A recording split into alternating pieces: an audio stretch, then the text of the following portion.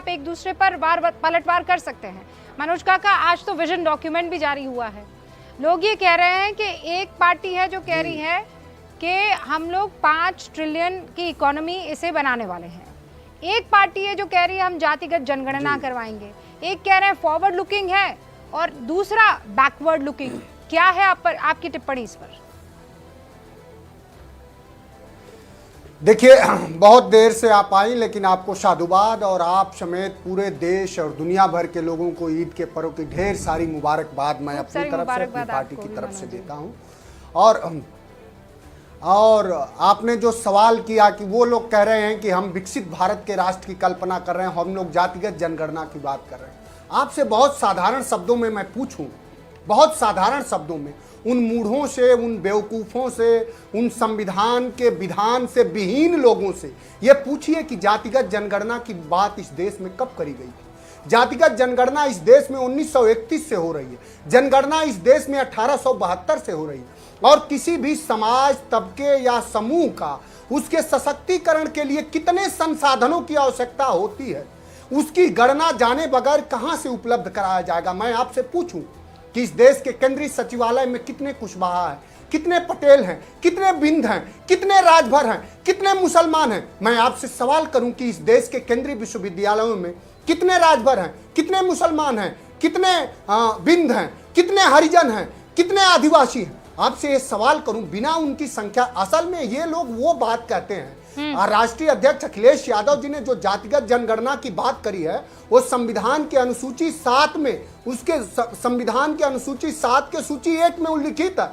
और बिना जातिगत जनगणना करे इस देश का कल्याण नहीं हो सकता, क्योंकि ये लोग वो इसका विरोध करते हैं जो सामंती और उच्च वर्ग के लोग हैं, जो जानते हैं कि जातिगत जनगणना जैसे होगी इस देश में सदियों से उनके द्वारा किए गए शोषण की तस्वीरें बाहर आ जाएगी। लोग जान जाएंगे कि अरे यार ये तो 3% थे और देश के संसाधनों पर इनका सामाजिक, आर्थिक, राजनीतिक जो भागीदारी है वो 90% है। भाई इससे पहले भी हुई है, 90% नहीं हुई है। आप मुझे बताइए, ये तो आप अपने साइड का ट्रूथ बता रहे हैं। क्या जी रूप, कई ऐसी रिपोर्ट्स आई। अरे सबके साइड का 2011 के आंकड़े क्यों नहीं? मैं आपकी साइड का, किसकी सरकार थी बताइए मुझे, क्यों नहीं लाया गया?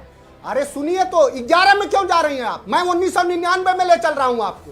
इस देश में 1999 में जब बीजेपी से, जब पहले अटल जी से पहले जो सरकार थी, उसने कहा, सुनिए ना, थोड़ा ज्ञानवर्धन करिए सबका अपने साथ। और मैं सिर्फ नवल का ही साथी नहीं हूँ, आपका सबका पूरे देश के 140 करोड़ लोगों का मैं सुन रहा हूँ। हाँ, मैंने तो कुछ बीच में टोका ही नहीं। आप तो अच्छी बात कर रहे हैं, मैं तो सुन रही हूँ कायदे से। सुनिए, पर मेरे सवाल का जवाब भी दे दीजिए ना। जातिगत जनगणना करवाने के बावजूद क्या जो पिछड़े हैं या जिनकी आप सुन तो लीजिए ना, सवाल तो सुनिए ना मेरा। मैं कह रही हूँ जातिगत जनगणना जब पहले भी हुई थी, जिनकी कम थी संख्या, क्या उन्हें नौकरियों में उतनी जगह मिल गई? पहले की कई ऐसी रिपोर्ट्स है जो बताती है ऐसा कुछ नहीं हुआ। मिलनी चाहिए ना, मिलनी चाहिए। 35 साल से आरक्षण चल रहा है, क्या सबको ओबीसी आरक्षण, क्या सबको नौकरी मिल गई?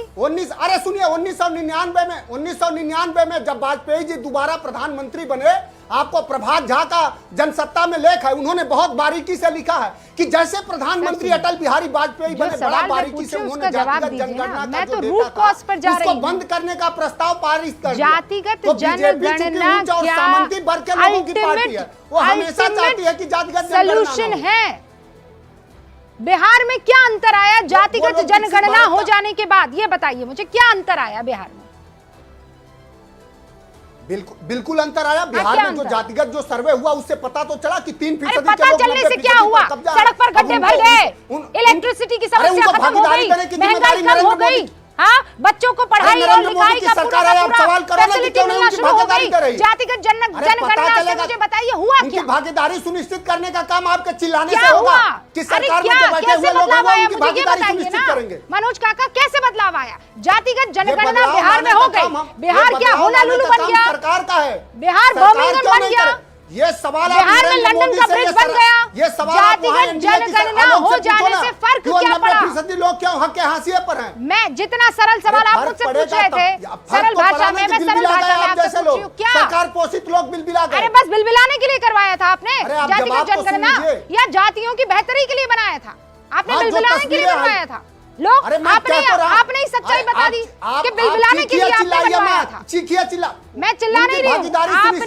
आपने क्यों जातिगत जनगणना जिम्मेदारी किसकी है? इसलिए ताकि आपको ये आप ये चाहते थे कि सामने वाला बिलबिला जाए। आर्थिक सामाजिक मैं कह रही हूँ ना, सड़क बढ़िया बन गई, ब्रिज बन गए, बच्चों की पढ़ाई सामाजिक राजनीतिक लिखाई में सारे के सारे संसाधन जो जुड़ने चाहिए थे वो जुड़ गए। नहीं दे रही बताइए है ना आप मुझे, नरेंद्र क्यों नहीं मोदी बता की पा रहे? सरकार भारतीय जनता अरे party Narendra Modi, BJP, Bharatiya Janata party, RSS नहीं, मेरे सवाल का जवाब नहीं मिला। जातिगत जनगणना से बदलाव क्या आया है? अब मैं चाहती हूँ कि उसका जवाब यहाँ पर नवल किशोर जी भी दे दे। 20 सेकंड में, 20 सेकंड में सबको दे रही हूँ। नवल किशोर जी 20 सेकंड सर, क्या बदलाव आ गया?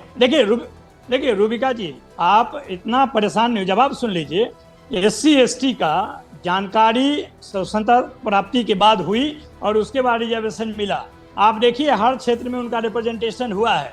रिजर्वेशन का मतलब सबको नौकरी देना नहीं हुआ। रिजर्वेशन का मतलब हुआ कि जो लोग मार्जिन पे हैं उनको मुख्य धारा में लाना है। रिजर्वेशन का मतलब क्या हुआ? सर वक्त की कमी है, माफी चाहती हूँ अजय आलोक जी आपसे और वाजपेयी जी आपसे। आप देखते रहिए न्यूज़ 18।